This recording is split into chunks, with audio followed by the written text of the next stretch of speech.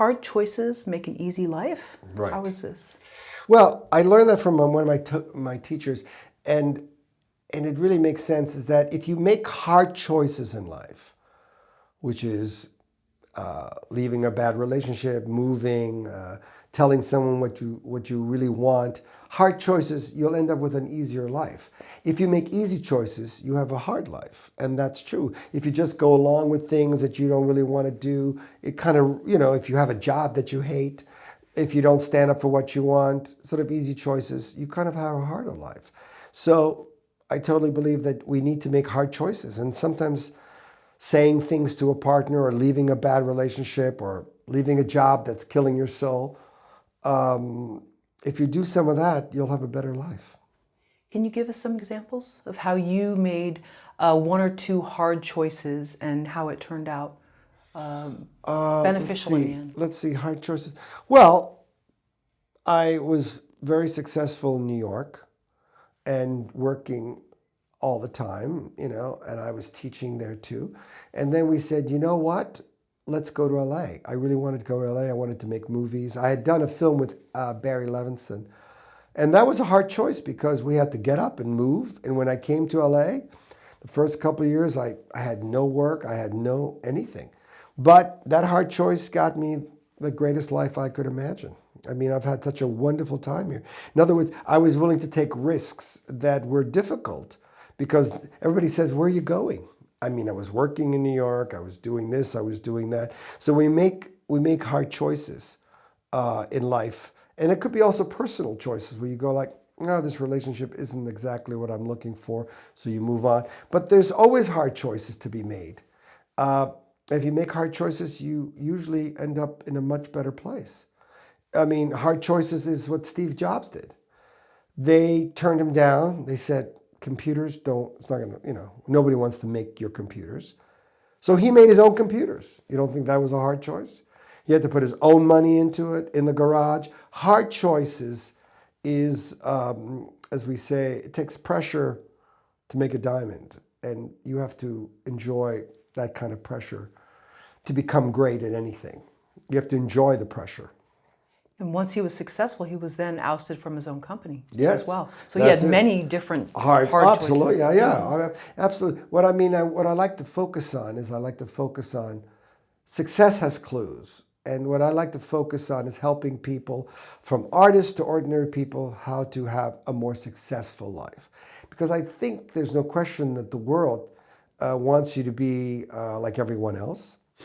I think that it's all about, blending in and being average. I don't think the world is not striving for your individuality. I think the only city I know is that we like individuals is Los Angeles. If you're like different and you have different ideas, LA likes that.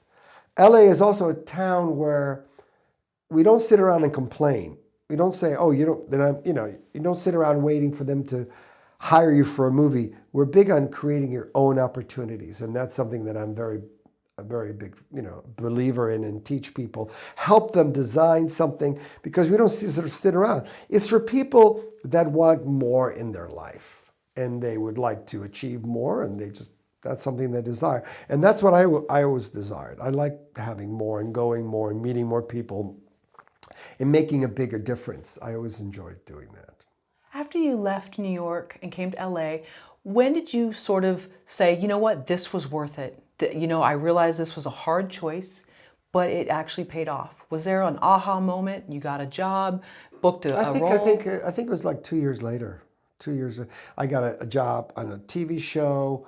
I got a job to coach somebody finally that I really liked. Because I started coming to LA was starting fresh, brand new. No one didn't know who I was, in every department. And I thought, let's take on the challenge. Some people, the more you risk, the more you can succeed. If you don't take any risks, nothing happens. And I think that taking risks is part of life. And I think that the more risk you have, the more enjoyable life you will have. Was there a moment in your career or two where you were close to giving up?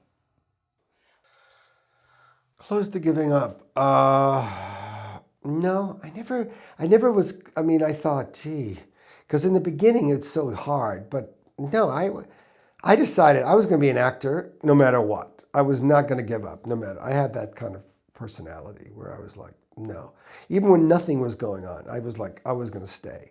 And I was going to become a great actor. I don't know how long it was going to take me, but I was going to do that. And I feel like I've sort of achieved that now in the last couple of years, really. It took a long time.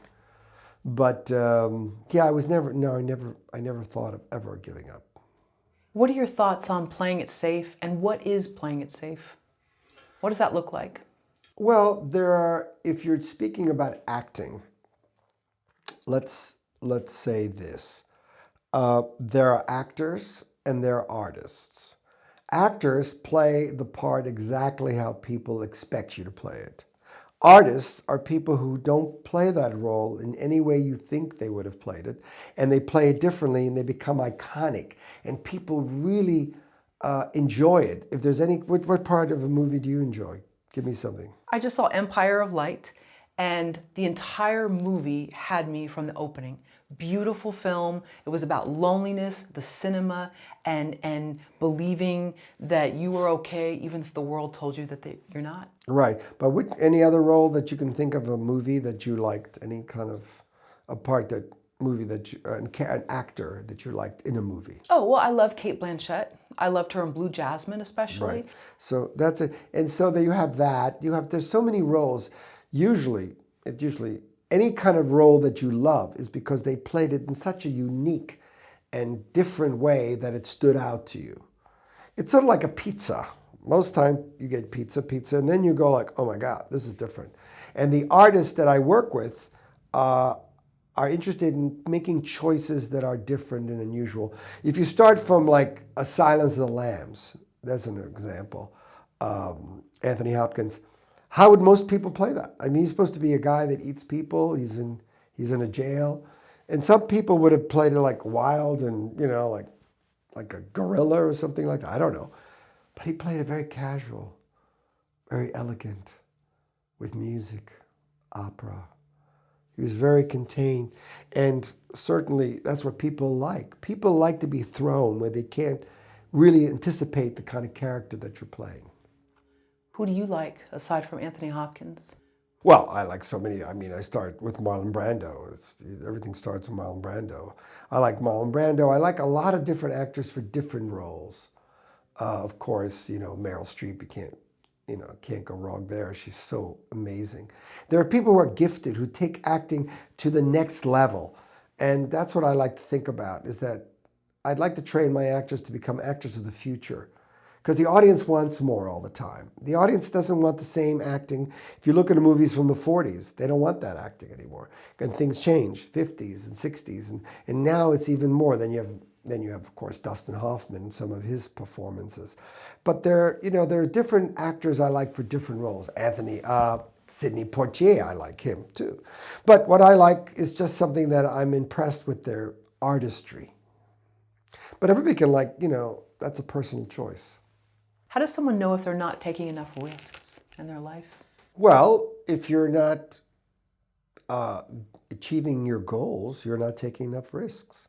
I mean, risks have to be taken. And basically, you can play it safe.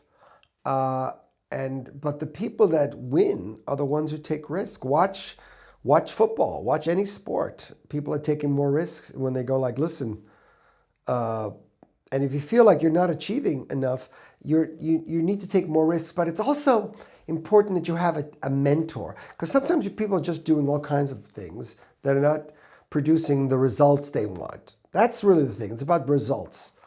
And I would say that having a mentor or a coach or someone who's achieved what you're looking for is super important. If you want to have success in some sort of industry, get someone who's the number one person in that industry. They know how to achieve it, because most people just don't. And so you need help. I would say that all successful people I know in every field always ask for help. Average people don't, but successful people always ask for help, which is, I'm sure, what you do when your car is broken. you get, you're not fixing it yourself. Or if you don't feel good, go to a doctor. We always ask for help, but successful people that I know, some big stars, are always asking for help.